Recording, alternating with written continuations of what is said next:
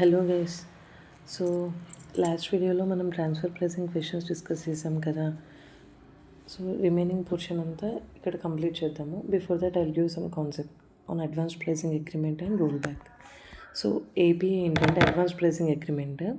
So ఏం జరుగుతుంది జనరల్గా మనం ఒక ఆర్మ్స్ లెంత్ ప్రైస్ క్యాలిక్యులేట్ చేస్తాము. సో అందులో ఏదో జెన్యూనిటీ లేదని అట్లా ఇట్లా అని అసెసింగ్ ఆఫీసర్ మళ్ళీ ఆ కేసుని టీపీఓకి ట్రాన్స్ఫర్ చేయడము అట్లా ఇట్లా అవుతుంది కదా.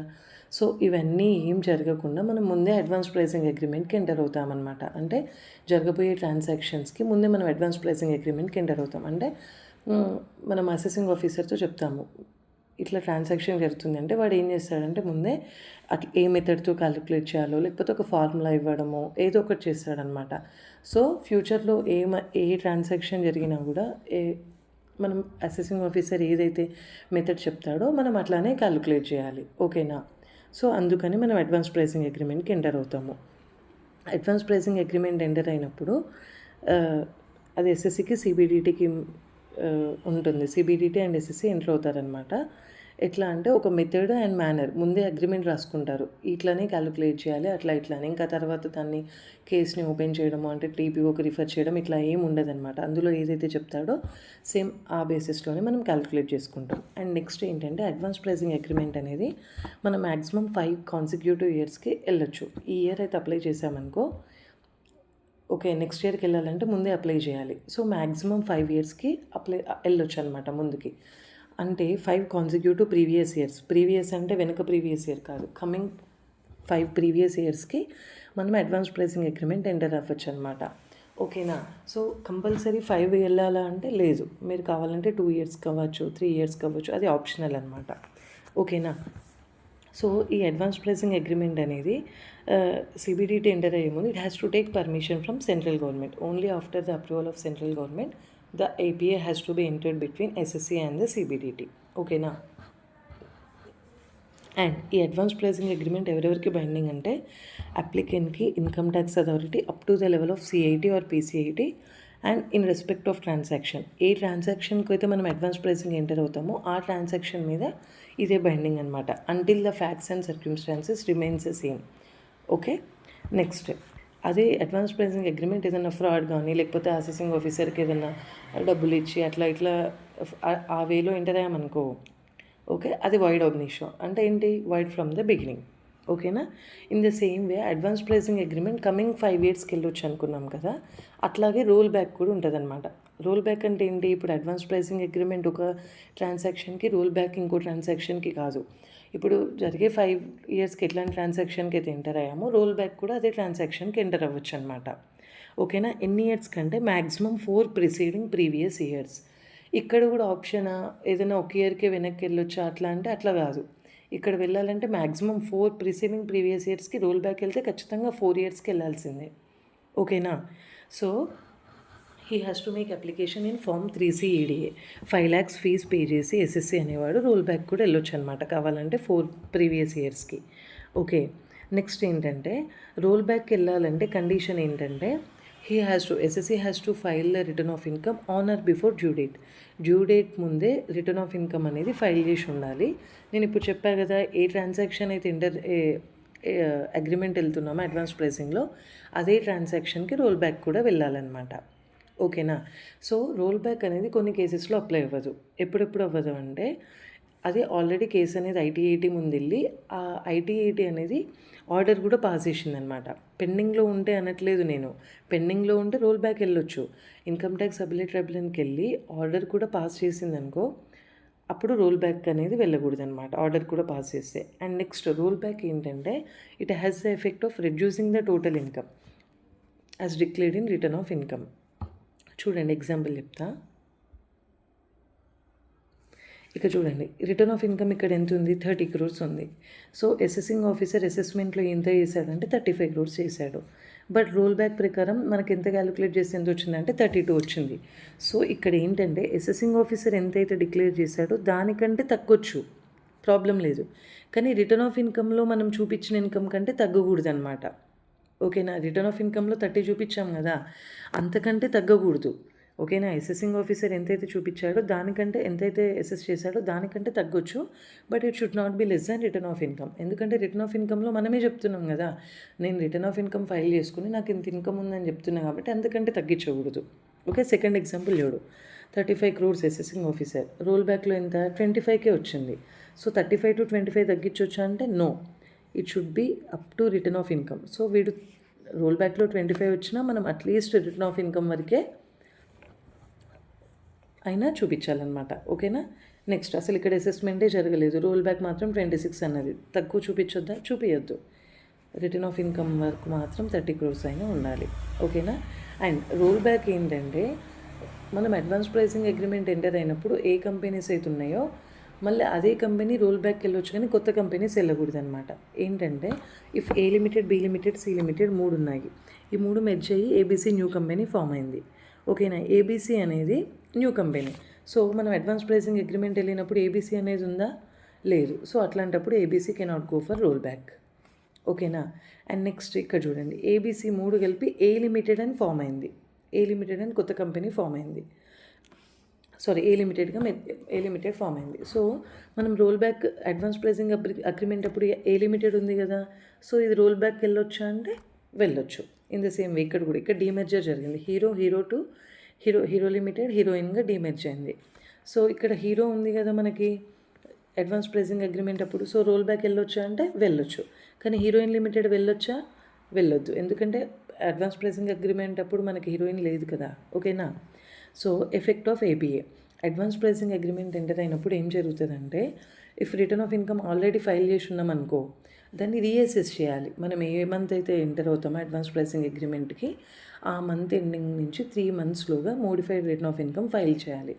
Modified return of income file చేయడం అంటే ఏంటంటే, మనం ఆల్రెడీ నేను CUP method, resale price method, ఏదో ఒక మెథడ్ ఫాలో చేసి నేను రిటర్న్ ఆఫ్ ఇన్కమ్ ఫైల్ చేశాను అనుకో, ఇప్పుడు అడ్వాన్స్ ప్రైసింగ్ అగ్రిమెంట్లో ఆ మెథడ్స్ కాదు, ఇంకో మెథడ్ లేకపోతే ఈ ఫార్ములా బేస్ చేసుకొని మీరు క్యాలిక్యులేట్ చేయాలి అడ్వాన్స్ ప్రైసింగ్ అగ్రిమెంట్ అన్నాడనుకో, సో నేను ఇప్పుడు అడ్వాన్స్ ప్రైసింగ్ అగ్రిమెంట్లో ఏదైతే చెప్పాడో, so modified return of income కూడా ఆ బేసిస్లో మళ్ళీ రిటర్న్ ఆఫ్ ఇన్కమ్ ఫైల్ చేయాలి. ఓకేనా. So if assessment already complete అయిందనుకో, సపోజ్ నేను రోల్ బ్యాక్ వెళ్ళిన ఇయర్స్కి అసెస్మెంట్ ఆల్రెడీ కంప్లీట్ అయిందనుకో, మళ్ళీ అసెసింగ్ ఆఫీసర్ అనేవాడు రీఅసెస్ చేయాలి అడ్వాన్స్ ప్రైసింగ్ అగ్రిమెంట్ టర్మ్స్లో. ఓకేనా. నెక్స్ట్ అదే అసెస్మెంట్ పెండింగ్ ఉందనుకో, ఆ అసెస్మెంట్ ఎట్లా కంప్లీట్ చేయాలంటే అడ్వాన్స్ ప్రైసింగ్ అగ్రిమెంట్లో ఏ టర్మ్స్ అయితే కండిషన్స్ ఉన్నాయో అవి బేస్ చేసుకొని అసెస్మెంట్ అనేది కంప్లీట్ చేయాలి. ఓకేనా. Next secondary adjustment. Primary adjustment నేర్చుకున్నాం కదా, ప్రైమరీ అడ్జస్ట్మెంట్ వల్ల ఏంటి, మనకి ఇన్కమ్ అనేది ఇంక్రీజ్ అవుతుంది. సపోజ్ నేను సేల్స్ చేసింది 150 lakhs ఆర్మ్స్ లెంత్ ప్రైస్, కానీ నేను 100 lakhs చూపించిన. సో 50 lakhs అనేది అక్కడ ఇంక్రీజ్ అవుతుంది కదా ఇన్కమ్. సో ఇన్కమ్ ఇంక్రీజ్ అయింది కదా, అది మనం ఇంతసేపు చేసాం కదా సమ్స్ లాస్ట్ వీడియోలో. సో ప్రైమరీ అడ్జస్ట్మెంట్ అంటే తెలుసు, ఎక్కడైతే ఇన్కమ్ ఇంక్రీజ్ అవుద్దో అక్కడ ఇన్కమ్ యాడ్ చేస్తాం కదా, సో అది ప్రైమరీ అడ్జస్ట్మెంట్. సెకండరీ అడ్జస్ట్మెంట్ ఏం చెప్తుందంటే, మీరు అట్లా ఇష్టం వచ్చినట్టు ఇన్కమ్ ఎక్కువ ఇచ్చారనుకో, అప్పుడు ఇన్కమ్ తక్కువ చూపించామనుకో, మనకి ఫారెన్ నుంచి రావాల్సిన ఇన్కమ్ మనం తక్కువ చూపించడం వల్ల ఏంటి, ఫారెన్ ఇన్కమ్ అనేది మనకి రాకుండా ఆగిపోతుంది కదా. S R no. Foreign income అనేది మనకి ఎప్పుడైతే ఎక్కువ వస్తుందో అప్పుడే ఇండియన్ రూపీ అనేది వాల్యూ పెరుగుద్ది కదా. సో మీరు ఇట్లాంటి ఫేక్ ట్రాన్సాక్షన్స్ చేయడం వల్ల ఇన్కమ్ అనేది మీరు తగ్గించి చూపించడము, ఎక్స్పెన్స్ పెంచడం, ఇట్లాంటివి జరగడం వల్ల ఇండియన్ రూపీ అనేది వీక్ అయిపోతుంది అనమాట. సో మీరు ఇట్లాంటివి చేసినప్పుడు ఏమనుకుంటామంటే, మీరు వాడికి ఎంతైతే ఎక్కువ వాడికి బెనిఫిట్ ఇచ్చారో మీరు అదంతా మేము లోన్ లాగా అనుకుంటామన్నమాట. ఓకే. వాడికి ఏదైనా ఇన్కమ్ బెనిఫిట్ వచ్చిందనుకో అసోసియేటెడ్ ఎంటర్ప్రైజెస్ వేరే కంట్రీలో, దాన్ని మనం వాటికి లోన్ ఇచ్చినట్టు అని ట్రీట్ చేస్తామన్నమాట. సో అది సెకండరీ అడ్జస్ట్మెంట్. ఓకేనా. ఆ ఎక్సెస్ మనీ ఏంటంటే, ఆర్మ్స్ లెంత్ ప్రైస్ ఒకటి క్యాలిక్యులేట్ చేస్తాంగా మనం, యాక్చువల్గా ట్రాన్సాక్షన్ ప్రైస్ అయితే ఒకటి జరుగుద్ది కదా, ఆ రెండిట్లో డిఫరెన్స్ అనేది ఎక్సెస్ ఇన్కమ్ అనమాట. ఆ ఎక్సెస్ ఇన్కమ్ మనం ప్రైమరీ అడ్జస్ట్మెంట్ చేస్తాం కదా, ఆ ప్రైమరీ అడ్జస్ట్మెంట్ చేసిన ఇన్కమ్ని మనం వాడికి లోన్ ఇచ్చినట్టు ట్రీట్ చేస్తామన్నమాట. ఓకేనా. సో ఈ సెకండరీ అడ్జస్ట్మెంట్ అనేది ఎప్పుడెప్పుడు చేయాలంటే, return of income SSC file చేసినప్పుడు కానీ, లేకపోతే అసెసింగ్ ఆఫీసర్ కానీ, అపలేట్ అథారిటీ కానీ ప్రైమరీ అడ్జస్ట్మెంట్ చేసి మళ్ళీ అది అసెస్సీ యాక్సెప్ట్ చేసినప్పుడు, అండ్ లేకపోతే ఏపీఏలో ప్రైమరీ అడ్జస్ట్మెంట్ జరిగిన ఆర్ సేఫ్ హార్బర్ రూల్స్ వల్ల ప్రైమరీ అడ్జస్ట్మెంట్ జరిగినప్పుడు కూడా మనం సెకండరీ అడ్జస్ట్మెంట్ అనేది చేస్తామన్నమాట. సో ఈ సెకండరీ అడ్జస్ట్మెంట్ చేసినప్పుడు అది ఎక్సెస్ మనీ లోన్ అనుకున్నాం కదా, అప్పుడు ఏం చేస్తామంటే మీరు వాడికి ఏదైతే అమౌంట్ ఇచ్చారో అదంతా మనం లోన్ లాగా అనుకుంటామన్నమాట. అనుకొని దాని మీద ఇంట్రెస్ట్ క్యాలిక్యులేట్ చేస్తాం. ఎప్పటి నుంచి ఇంట్రెస్ట్ క్యాలిక్యులేట్ చేస్తామంటే 90 days తర్వాత నుంచి. ఓకే, మనం వాడికి ఇచ్చిన లోన్ ఏదైతే ఉందో సెకండరీ అడ్జస్ట్మెంట్ 90 days లోపు మీరు ఆ ఇన్కమ్ని వెనక్కి తీసుకుని రావాలి ఇండియాకి. 90 days ఎప్పటి నుంచి? ఒకవేళ ప్రైమరీ అడ్జస్ట్మెంట్ అనేది అసెసింగ్ ఆఫీసర్ కానీ అపెలేట్ అథారిటీ కానీ చేస్తే డేట్ ఆఫ్ ఆర్డర్ నుంచి 90 days, లేకపోతే అదర్ కేసెస్లో అయితే రిటర్న్ ఆఫ్ ఇన్కమ్. ఈ రిటర్న్ ఆఫ్ ఇన్కమ్ కానీ ఆర్డర్ నుంచి కానీ 90 days లోపు మీరు ఇన్కమ్ని ఇండియాకి తీసుకుని రావాలి. ఇండియాకి తీసుకొస్తే ఓకే, హ్యాపీ. లేకపోతే మనం దాని మీద ఇంట్రెస్ట్ అనేది ఛార్జ్ చేస్తామన్నమాట. ఓకేనా? సో ఇంట్రెస్ట్ అనేది ఎప్పుడు ఛార్జ్ చేస్తామంటే 90 days లోపు తీసుకొస్తే హ్యాపీ. తీసుకురాలేదనుకో, if primary adjustment made by assessing officer or appellate authority from the date of order we need to calculate interest. In other cases from the due date of return of income.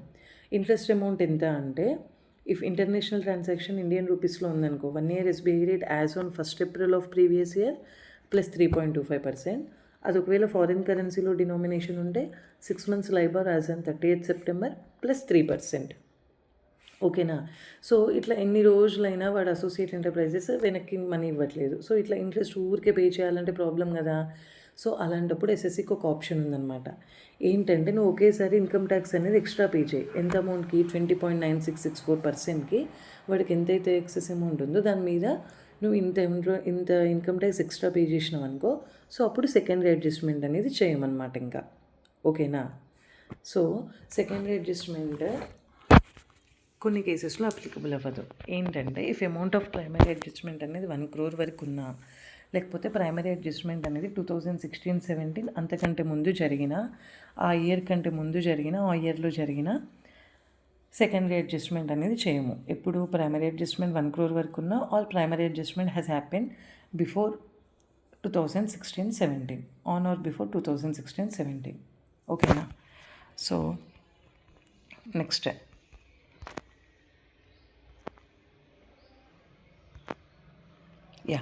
Next ఇది ఒకటి important, limitation of interest అనమాట. ఇక్కడ ఏంటంటే మనం associated enterprises నుంచి ఏదైనా loan తీసుకున్నామనుకో, మీరు అది జెన్యున్గా తీసుకోండి, ఎట్లయినా తీసుకోండి, కానీ మనం లోన్ తీసుకున్నప్పుడు వాడికి ఇంట్రెస్ట్ పే చేస్తాం కదా, ఆ ఇంట్రెస్ట్ అనేది 30% ఆఫ్ ఎబిడ్డా వరకే ఎలో చేస్తామన్నమాట. ఎక్సెస్ ఏదైనా మీరు పే చేస్తే దట్ విల్ బి డిసెలోడ్. ఓకేనా? డిసెలోడ్ అంటే ఇంకా నెక్స్ట్ కమింగ్ 8 yearsకి మీరు క్యారీ ఫార్వర్డ్ చేసుకోవచ్చు, కానీ కరెంట్ ఇయర్లో మాత్రం 30% ఆఫ్ ఎబిడ్డా వరకే మనము ఎలో చేస్తాము. ఓకేనా? మేబీ అది జెన్యూన్ అవ్వచ్చు, నాన్ జెన్యూన్ అవ్వచ్చు. ఎప్పుడెప్పుడు అప్లికబుల్ అవుతుందంటే it is applicable to Indian company or permanent establishment of foreign company in India. Interest అంటే అన్ని కమిషన్, బ్రోకరేజ్, డిస్కౌంట్, అన్ని అసోసియేట్ ఎంటర్ప్రైజెస్ నుంచి ఏవేవి ఉంటాయో, ఏవేవి పే చేస్తామో అవన్నీ అన్నమాట. ఓకేనా? నెక్స్ట్ ఓకే, ఇంకొక కొన్ని కేసెస్లో ఇది ఇంపార్టెంట్ చూడండి. ఇక్కడ ఏంటంటే ఏమనుకున్నాం, 8 years వరకే క్యారీ ఫార్వర్డ్ చేయొచ్చు, అది ఓకే. సో ఇక్కడ స్పెషల్ పాయింట్ ఏంటంటే ఇప్పుడు ఈ 30% వరకే ఎలోడ్ అని ఎప్పుడు అన్నాము మనము, నాన్ అసోసియేటెడ్ నుంచి అయితే. సో అలా జరగకుండా ఈ అసోసియేట్ ఎంటర్ప్రైజ్ ఏం చేస్తుందంటే ఒక ఫేక్ కంపెనీ క్రియేట్ చేసి దాంట్లో ఫిక్స్డ్ డిపాజిట్ వేసినట్టేసి ఒక అన్రిలేటెడ్ పార్టీని నాకు ఆ ఇన్కమ్ని నాకు డైవర్ట్ చేస్తుంది అనమాట. వాడు నాకు డైరెక్ట్గా ఇస్తే 30% వరకే లోడ్ కదా. సో అట్లా జరగకుండా ఉండడానికి ఏం చేస్తుందంటే అది వేరే ఫేక్ కంపెనీని క్రియేట్ చేసి అక్కడ ఒక ఫిక్స్డ్ డిపాజిట్ వేసి నాకు పంపిస్తుంది మనీ. అట్లాంటప్పుడు కూడా ఈ లిమిటేషన్ ఆఫ్ ఇంట్రెస్ట్ అనేది అప్లికబుల్ అవుద్ది. అండ్ ఇంకెప్పుడు అప్లికబుల్ అవుతుంది అంటే, నేను ఒక కంపెనీ నుంచి లోన్ తీసుకున్నాను అనుకో, నాకు ఆ లోన్ ఇచ్చింది బట్ నాకు గ్యారెంటీ అంతా నాకు అసోసియేటెడ్ ఎంటర్ప్రైజెస్ ఇచ్చాడనుకో, అప్పుడు కూడా లిమిటేషన్ ఆఫ్ ఇంట్రెస్ట్ అప్లికబుల్ అవుద్ది. అంటే ఏంటి, 30% ఆఫ్ ఎబిటా వరకే ఎలోడ్, ఎక్సెస్ ఏవైనా కూడా disallowed, and that excess interest can be carry forward for maximum 8 assessment years. ఓకేనా? Next non applicability of section 94B. ఇది నాన్ అప్లికబుల్ అంటే ఎప్పుడు అప్లికబుల్ అవ్వదు, if the total interest is up to 1 crore. మనం pay చేసే interest non రెసిడెంట్కి 1 crore ఉందనుకో, అప్పుడు అప్లికబుల్ అవ్వదు. And the borrower is banking, insurance or finance company located in any IFSC or NBFCలో లొకేట్ అయిందనుకో, అప్పుడు కూడా ఇది అప్లికబుల్ అవ్వదు అనమాట. ఓకేనా? ఏంటిది అప్లికబుల్ అవ్వండి, లిమిటేషన్ ఆఫ్ ఇంట్రెస్ట్. ఓకే, ఇప్పుడు సమ్స్ చూద్దాము. Listen here. వెంటనే చూద్దాం. ఓకే, ఏబీసీ బెంగళూరు ఉంది. ABC private limited Bengaluru is engaged in manufacturing of electronic goods. Okay, it was engaged in manufacturing of electronic goods and exporting the same to various enterprises across Southeast Asia. Okay, ఇక్కడ ఏం జరుగుతుందంటే application ఎప్పుడు file చేసిందంట 15th April 2024లో advance pricing agreement enter అయిందనమాట. ఓకేనా, application was filed on 15th April 2024 which was signed on 5th May 2024. ఓకేనా, the company also applied in respect of international transaction to which APA applies for roll బ్యాక్కి కూడా apply చేసిందంట, which was agreed and signed in Jan 2025. Okay, so కొన్ని cases ఇచ్చారు. Assessment year 1920లో ఏమైందంటే the matter is pending before high court with regard to acquisition of the company and dispute is about set off losses of the erstwhile company. 2021 అంటే there is no dispute and assessments also completed. 22-23లో టీపీఓకి refer చేశారు and arm's length price ఎంత 500 lakhs. 23-24లో ఏం జరిగిందంటే it was disputed before the tribunal, set aside the order pass చేయలేదు. ITAT has set aside the order. And 24-25కి income tax return అనేది ఎప్పుడు ఫైల్ చేశారు 29 December 2024కి. So if the APA is applied the ALP determine the for the assessment 2023 would get enhanced by 300 lakhs as against the 500 lakhs originally determined by transfer pricing officer. Discuss the applicability of rollback agreements for various assessment years in case of ABC Private Limited. చూడండి, roll back ఎప్పుడు వెళ్ళొచ్చు అని చెప్పినాము, last 4 yearsకి వెళ్ళొచ్చు అని చెప్పినాము. ఏ year అయితే file చేసినామో ఆ ఇయర్ కంటే ముందున్న లాస్ట్ 4 yearsకి వెళ్ళాలి. ఒక ఇయర్కి వెళ్ళొద్దా అంటే కాదు, అన్ని 4 yearsకి వెళ్తే ఎస్ ఆర్ నో. ఓకేనా, so roll back means any previous year not exceeding 4 previous year preceding first of the 5 consecutive previous year for which APA is valid. ఓకేనా, సో ఇక్కడ ఏం జరిగిందంటే అడ్వాన్స్ ప్రైసింగ్ అగ్రిమెంట్ వాడు ఎప్పుడు ఫైల్ చేశాడు 15th April 2024కి advance pricing అగ్రిమెంట్కి enter అయ్యాడు. అంటే రోల్ బ్యాక్కి వెళ్ళాలంటే ఎప్పటి నుంచి వెళ్ళొచ్చు చెప్పండి. ఇది 24-25 కదా, ప్రీవియస్ ఇయర్ 24-25. సో దానికి రిలవెంట్ అసెస్మెంట్ ఇయర్ ఎంత 25-26. ఓకే, ప్రీవియస్ ఇయర్ 24-25 కదా ఇది. సో దాని ముందు 4 years అంటే 23-24, 22-23, 21-22, 2021. S R no. 2021 previous year 2021 నుంచి ప్రీవియస్ ఇయర్ 23-24 వరకు మనం ఎంటర్ అవ్వచ్చు. ఇక్కడ వాడు అదే అసెస్మెంట్ ఇయర్లో ఇచ్చాడు. అసెస్మెంట్ ఇయర్ 21-22 నుంచి అసెస్మెంట్ ఇయర్ 24-25 వరకు వెళ్ళొచ్చు. ఎందుకంటే మనం ఏం చెప్పాము, రోల్ బ్యాక్ ఏ ఇయర్ అయితే అప్లై చేసామో అంతకుముందు 4 years వరకు అన్నాం కదా. ఇక్కడ రోల్ బ్యాక్ అప్లై చేసింది ఏ ఇయర్ 15th April 2024. అంటే అది ఏ ప్రీవియస్ ఇయర్లో 24-25 ప్రీవియస్ ఇయర్లో. దానికి ముందు ప్రీవియస్ ఇయర్ అంటే ప్రీవియస్ ఇయర్ 23-24 అంటే 23-24 ప్రీవియస్ ఇయర్ అంటే అసెస్మెంట్ ఇయర్ ఎంత 24-25 నుంచి ముందు 4 అసెస్మెంట్ ఇయర్స్ వరకు వెళ్ళొచ్చు అనమాట. ఓకేనా, సో నెక్స్ట్ ఇక్కడ రోల్ బ్యాక్ అప్లై అవుతుందా అవ్వదా అని అంటున్నారు. అసెస్మెంట్ ఇయర్ 21-22కి రోల్ బ్యాక్ అప్లికబుల్ అవుతుందా? ఎస్, 21-22 నుంచే కదా మనకు రోల్ బ్యాక్ అప్లికబుల్ అవ్వేది. 22-23కి అప్లికబుల్ అవుతుందా అవ్వదా అని అడుగుతున్నారు. ఇక చూడండి, ఈ 19-20కి అసెస్మెంట్ ఇయర్కి అసలు అప్లికబుల్ అవ్వదు. ఓకే, 21-22కి అప్లికబుల్ అవుద్ది. 22-23కి అప్లికబుల్ అవుద్దా అంటే the assessment was completed by making reference to TPO who enhanced the arms length price of the international transaction by 500 lakhs అంట. ఎస్, రోల్ బ్యాక్ ప్రొవిజన్స్ అనేవి అప్లికబుల్ అవుతాయి. యాక్చువల్గా ఏం జరిగింది ఇక్కడ, ఆర్మ్స్ లెంత్ ప్రైస్ అడ్జస్ట్మెంట్ జరిగింది ఎంత 300 lakhs. యాక్చువల్గా 500 lakhs transfer pricing officer determine చేశాడు. కానీ రోల్ బ్యాక్లో ఎంత చెప్పింది 300 lakhs వరకు అని చెప్పింది. సో అసలు తగ్గించే ఛాన్స్ ఉందా? Yes, they can reduce the income but it should not be less than the income which was shown in return of income. ఓకేనా, ALP does not result in reducing the total income or increasing the total loss as declared in the return of income. ఓకేనా, even if ALP 300 lakhs వరకు reduce చేయొచ్చు. 300 lakhs ఉందంట, 500 lakhs బదులు 300 lakhs చెప్పిందంట. అప్పుడు వాళ్ళు ఏం చెప్పాలంటే మనము ఓకే ఏం చెప్పాలంటే 300 lakhsకి తగ్గించొచ్చా అంటే ఎస్. మనం రిటర్న్ ఆఫ్ ఇన్కమ్‌లో ఎంతైతే ఫైల్ చేసామో అంతకి తగ్గకూడదు. కానీ జనరల్‌గా వాడైతే ఇన్కమ్‌ని తగ్గించుకోవచ్చు. ట్రాన్స్‌ఫర్ ప్రైసింగ్ ఆఫీసర్ ఎంతైతే స్పెసిఫై చేశాడో అంతకంటే తక్కువ ఇన్కమ్ చూపించొచ్చు. But it should not be less than the income declared in return of income. ఓకేనా? 23, 24కి return of roll back provisions applicable అవుతాయా అంటే అవుతాయి. మనం రోల్ బ్యాక్ ప్రొవిజన్ ఎప్పుడు అప్లికబుల్ అవ్వదన్నాము? ఐటీ ఆల్రెడీ ఆర్డర్ కూడా పాస్ చేస్తే అప్పుడు రోల్ బ్యాక్ ప్రొవిజన్స్ అప్లికబుల్ అవ్వదన్నాం. అది పెండింగ్‌లో ఉన్నా, అది ఆర్డర్ సెట్ అసైడ్ చేసినా కూడా రోల్ బ్యాక్ ప్రొవిజన్స్ అప్లికబుల్ అవుతాయి. ఓకేనా? 24, 25కి అప్లికబుల్ అవుద్దా అంటే అవ్వదు. ఎందుకు? రోల్ బ్యాక్ ప్రొవిజన్స్ అప్లై అవ్వాలంటే రిటర్న్ ఆఫ్ ఇన్కమ్ టైంకి ఫైల్ చేసి ఉండని. కానీ ఇక్కడ వీడు ఎప్పుడు ఫైల్ చేశాడు? బిలేటెడ్‌గా ఫైల్ చేశాడు. 29 December 2024. So roll back provisions are not applicable. ఓకేనా?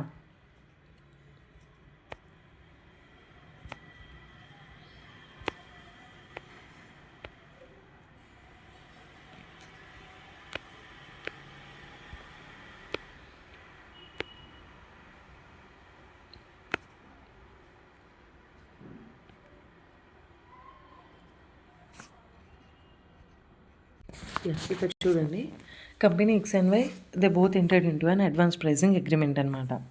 Okay, advance pricing agreement enter అయింది and eligible for roll back provisions merged to form company XY. మనకి ఫస్ట్ ఉంది ఎక్స్వై కంపెనీ. కొత్త కంపెనీ ఏంటి? ఎక్స్వై ఫామ్ అయింది. ఇది roll back వెళ్ళొచ్చా? వెళ్ళకూడదు. ఎందుకంటే ఆల్రెడీ అడ్వాన్స్ ప్రైసింగ్ అగ్రిమెంట్ అప్పుడు ఏ కంపెనీస్ అయితే ఎంటర్ అయ్యాయో అవి మాత్రమే రోల్ బ్యాక్కి ఎంటర్ అవ్వచ్చు. ఓకేనా? కొత్తగా ఫామ్ అయిన కంపెనీస్ రోల్ బ్యాక్కి వెళ్ళకూడదు. See here, company XY would not be eligible for roll back provisions. Next, the gross total income of Sachin was 70 lakhs. ఓకేనా? అడ్జస్ట్మెంట్స్ టు టోటల్ ఇన్కమ్ ఎంత? Enhance the total income by 50 lakhs అనమాట. Okay, so యాక్చువల్గా the gross total income ఎంత వాడు చేసుకుంది? 70 lakhs అనమాట. So assessing officer ఏం చేశాడంటే ఇంకో 50 lakhs ఇన్కమ్ని ఎక్సెస్ యాడ్ చేశాడు. సో వాటికి మనకి ఏమైనా ఎలిజిబుల్ డిడక్షన్స్ అవి అప్లికబుల్ అవుతాయా అంటే అవ్వవు. మనం కంప్యూట్ చేసుకున్న 70 lakhsకి మాత్రమే 35, first 5 yearsకి 100% deduction 10AA, next 5 yearsకి 50%. Idea ఉందా? 10AA deduction. సో 70 - 35. ఇక్కడ ఇది ఈ ఇన్కమ్ అనేది 50 lakhs ఎవడు? అసెసింగ్ ఆఫీసర్ని ఎన్హాన్స్ చేశాడు కాబట్టి దానికి డిడక్షన్స్ కానీ ఎగ్జంప్షన్స్ కానీ ఏవి రావన్నమాట. ఓకేనా?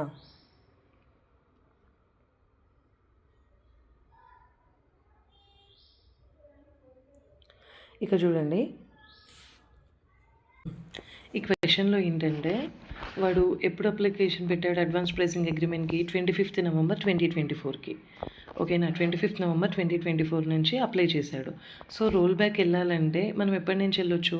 మ్యాక్సిమం 4 ప్రిసీడింగ్ ప్రీవియస్ ఇయర్స్ వరకు వెళ్ళొచ్చు. ఏ ఇయర్ అయితే అప్లై చేసామో అంతకుముందు ప్రీవియస్ ఇయర్స్కి. కానీ ఇక్కడ క్వశ్చన్ ఏమంటున్నారు? ఇప్పుడు ఇక్కడ 25th November 2024 అంటే అది ఏ year? Assessment year, previous year 24-25. So ఆ ముందు 4 years వరకు వెళ్ళొచ్చు అంటే ఎప్పటి నుంచి వెళ్ళొచ్చు? 23-24, 22-23, 21-22, ప్రీవియస్ ఇయర్ 2021 నుంచి ఎంటర్ అవ్వచ్చు. ప్రీవియస్ ఇయర్ 2021 అంటే అసెస్మెంట్ ఇయర్ 21-22 కదా, అప్పటి నుంచి మాత్రమే మనకి రోల్ బ్యాక్ అనేది వెళ్ళొచ్చు, అప్పటి వరకు మాత్రమే. కానీ ఇక్కడ వీడు ఏమంటున్నాడు? ఫస్ట్ క్వశ్చన్లో 18-19 నుంచి వెళ్ళొచ్చా అని అడుగుతున్నాడు. వెళ్ళొచ్చా? వెళ్ళకూడదు. ఓకేనా? 22-23లో ఏం జరిగిందంటే the transfer pricing arrived at the board resulting in reduction of return income. Okay, ఇక్కడ ఏంటంటే రిటర్న్ ఆఫ్ ఇన్కమ్లో ఎంతైతే మనం అమౌంట్ చూపించామో అంతకంటే తక్కువ అవుతుందన్నమాట రోల్ బ్యాక్ అప్లై చేయడం వల్ల. అలా చేయొచ్చా?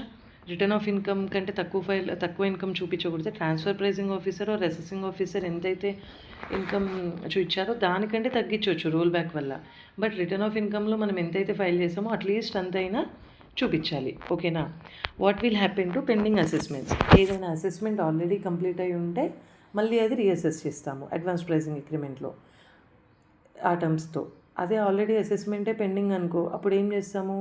ఆ అసెస్మెంట్ అనేది ఎట్లా కంప్లీట్ చేస్తాము? అడ్వాన్స్ ప్రైసింగ్ అగ్రిమెంట్లో ఉన్న టర్మ్స్తో ఆ అసెస్మెంట్ అనేది కంప్లీట్ చేస్తామన్నమాట. ఓకేనా?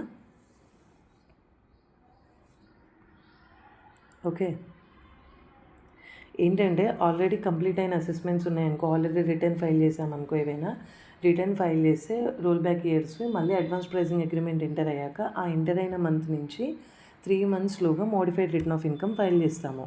ఒకవేళ ఆల్రెడీ అసెస్మెంట్స్ కంప్లీట్ అయితేనేమో assessing officer will assess or reassess as per APA. ఓకేనా. ఒకవేళ ఆల్రెడీ పెండింగే అనుకో, ఇంకా హ్యాపీగా అసెస్మెంట్ అనేది ఏపీఏ టర్మ్స్లో అసెస్మెంట్ చేసేస్తాడు. ఓకేనా. సో నెక్స్ట్ సెకండరీ అడ్జస్ట్మెంట్ అనమాట. సెకండరీ అడ్జస్ట్మెంట్ అంటే ఏమనుకున్నాము, ఒకవేళ ఇండియన్ టర్మ్స్లో ఉన్నాయనుకో వాడికి ఎక్సెస్ లోన్ అనుకొని 3.25% ఎస్బీఐ రేట్కి యాడ్ చేస్తాము. ఒకవేళ అదే ఇంటర్నేషనల్ ట్రాన్సాక్షన్ ఫారెన్ కరెన్సీలో డినామినేట్ అయి ఉంటే 6 months లైబర్ రేట్ ప్లస్ 3% తీసుకొని ఇంట్రెస్ట్ అనేది ఛార్జ్ చేస్తాము. ఒకవేళ అసలు అవి ఏవి ఇంట్రెస్ట్ పే చేయొద్దు అనుకుంటే మనం 20.9664 ఒకేసారి ఇన్కమ్ ట్యాక్స్ ఎక్స్ట్రా పే చేసామనుకో, సో సెకండరీ అడ్జస్ట్మెంట్ జరగదన్నమాట యాక్సెస్ ఇన్కమ్ మీద. ఓకేనా. ఇక్కడ చూడండి case. Research and engage is providing scientific services in which it guarantees 15% of total loans. Loans ఏంటనుకున్నాం, బారోయింగ్స్ 10% కంటే ఎక్కువ ఇస్తే ఏంటి, అసోసియేటెడ్ ఎంటర్ప్రైజెసే కదా. So transfer pricing provisions applicable అవుతుందా అంటే అవుతుంది. ఓకే. చూడండి ఇక్కడ without prejudice to the answer primary adjustment 225 lakhs జరిగిందంట. ఓకేనా. ఎప్పుడు 1st April 2024లో. And the same was accepted by research and company. ఇక్కడ మనం ఏం డిస్కస్ చేసాము, primary adjustment assessing officer or TPO చేసి అండ్ ఎస్ఎస్సి యాక్సెప్ట్ చేయాలి కూడా. ఓకేనా. అప్పుడు సెకండరీ అడ్జస్ట్మెంట్ చేస్తాం కదా. సో ఎస్ఎస్సి కూడా యాక్సెప్ట్ చేశాడు. ఇంప్లికేషన్స్ ఏంటి అంటున్నాడు. ఓకేనా. ఇక్కడ ఎస్బీఐ ఈ ట్రాన్సాక్షన్ అనేది ఇండియన్ రూపీస్లో డినామినేట్ అయి ఉందంట. 1st April 2024కి ఎస్బీఐ రేట్ ఎంత, 8.15% అనమాట. సో ఈ ప్రైమరీ అడ్జస్ట్మెంట్ అప్పుడు ఏం చేస్తాము, SBI rate as on 1st April of the previous year ఎంత ఉందో తీసుకొని దానికి 3.25% యాడ్ చేస్తామన్నమాట. 8.15% ప్లస్ 3.25%. 3.25% ఏంటంటే సెకండరీ అడ్జస్ట్మెంట్లో వాడు చెప్పాడు, అంటే ప్రొవిజనే ఏంటంటే ఒకవేళ అది ఇండియన్ రూపీస్లో డినామినేట్ అయి ఉంటే SBI rate as on 1st April 2024 and 3.25% add చేసి ఎంతైతే వస్తుందో ఆ ప్రైమరీ అడ్జస్ట్మెంట్కి అంత ఇంట్రెస్ట్ క్యాలిక్యులేట్ చేయాలి. సో ఆ 225 lakhs మీద క్యాలిక్యులేట్ చేయాలన్నమాట. ఓకేనా. 8.15 ప్లస్ 3.25%లో. ఓకేనా. ఇంక ఇవి ఇంతే, చాలా ఈజీ, ఇంకా మీరు చేసేసుకోండి ఇవి. ఇది కూడా అంతే, ప్రైమరీ అడ్జస్ట్మెంట్ జరిగిందంట. సో ఇంకంతే. Okay guys. సో 17 చూద్దాము. 94BA అంటే లిమిటేషన్ ఆఫ్ ఇంట్రెస్ట్. ఇది ఒకటి చూద్దాము. డెల్టా లిమిటెడ్ ఏంటి, ఇండియన్ కంపెనీకి టోటల్ ఇన్కమ్ 2100 crores అని కంప్యూట్ చేసిందనమాట బిఫోర్ మేకింగ్ ప్రైమరీ అడ్జస్ట్మెంట్. ఓకేనా. అసలు ఇవి ఫస్ట్ అసోసియేటెడా కాదా చూద్దాం, ఎందుకంటే ట్రాన్స్ఫర్ ప్రైసింగ్ ప్రొవిజన్స్ అప్లికబులా అంటున్నారు. అప్లికబులా అవ్వదా తెలియాలంటే ఫస్ట్ అవి అసోసియేటెడా కాదా చూడాలి కదా. Alps incorporation has advanced a loan of €350 crores ఇచ్చిందనమాట at the rate 9%. Total book value ఎంత, 60,000 crores అంట.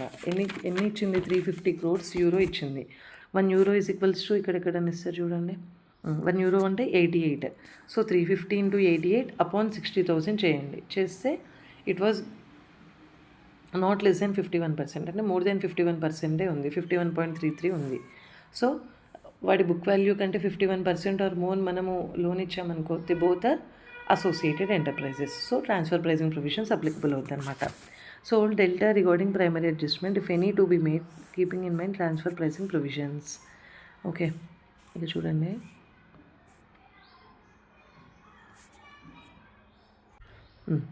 ఇక్కడ ఏంటి, డెల్టా ఏం చేసిందంటే Alps has advanced a loan of €9. Okay. వేరే సిమిలర్ నేచర్కి అప్పుడు ఎంత ఛార్జ్ చేసింది, 7% ఛార్జ్ చేసింది. అంటే ఇంకా 2% ఎక్కువ ఛార్జ్ చేసింది కదా ఇంట్రెస్ట్. 2% ఎక్కువ ఛార్జ్ చేయడం వల్ల ఏంటి, మనకి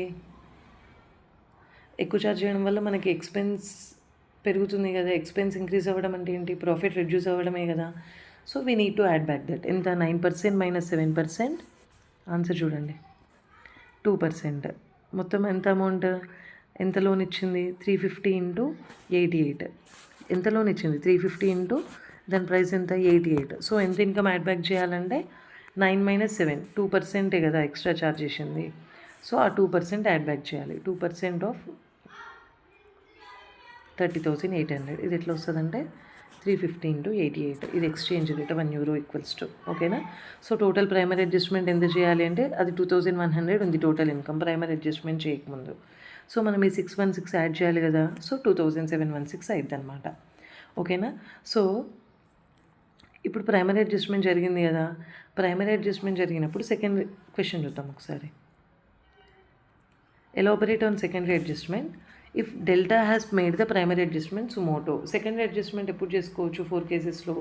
సేఫ్ హార్బర్ రూల్స్లో కానీ అసెసింగ్ ఆఫీసర్ డినామినేట్ చేసి అది టీపీఓ యాక్సెప్ట్ చేస్తే కూడా, లేకపోతే అసెసింగ్ ఆఫీసర్ ఆ ట్రాన్స్ఫర్ ప్రైసింగ్ ఆఫీసర్ క్యాలిక్యులేట్ చేసి మళ్ళీ అది ఎస్ఎస్సి యాక్సెప్ట్ చేసినప్పుడు, అండ్ లేకపోతే ఎస్ఎస్సి సుమోటో ప్రైమరీ అడ్జస్ట్మెంట్ చేసుకున్నా కూడా మనం ఏమనుకున్నాము సెకండరీ అడ్జస్ట్మెంట్ చేయొచ్చు. ఇక్కడ వీడే చేసుకున్నాడంట సుమోటో, సో సెకండరీ అడ్జస్ట్మెంట్ చేయొచ్చు. ఎన్ని డేస్లో చేయాలి చెప్పండి. If he has made primary adjustment by himself, అప్పుడు ఏంటి due date of return of income నుంచి 30 days 90 days లోపు ఆ ఇన్కమ్ అనేది రీపాట్రియేట్ చేయాలి. చేయలేదనుకో he would be taxable at the rate, ఒకవేళ ఇండియన్ కరెన్సీలో ఉంటేనేమో ఇండియన్ రేట్ ప్లస్ 3.25%, అదే ఫారిన్ కరెన్సీలో ఉంటే 6 months లైబర్ రేట్ ప్లస్ 3% అనేది ఇంట్రెస్ట్ యాడ్ అవుతుంది వాడికి. ఓకేనా. సో రిటర్న్ ఆఫ్ ఇన్కమ్ ఏంటి, ట్రాన్స్ఫర్ ప్రైసింగ్కి రిటర్న్ ఆఫ్ ఇన్కమ్ ఏంటిది 30th November, అదొకటి గుర్తుంచుకోండి. ఓకేనా. 30th November ట్రాన్స్ఫర్ ప్రైసింగ్ అప్పుడు రిటర్న్ ఆఫ్ ఇన్కమ్ ఎంత అంటే 30th November అనమాట.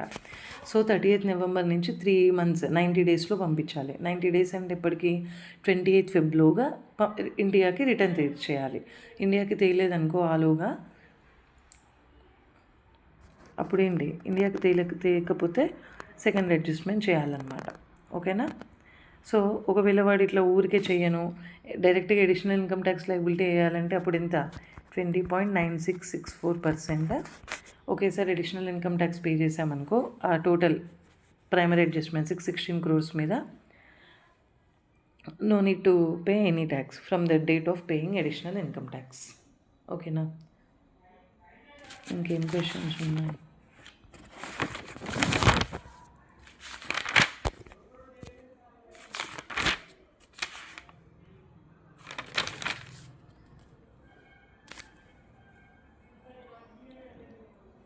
ఓకే గైస్, ఇంకా మిగతావన్నీ చాలా ఈజీ, అది you can go through this.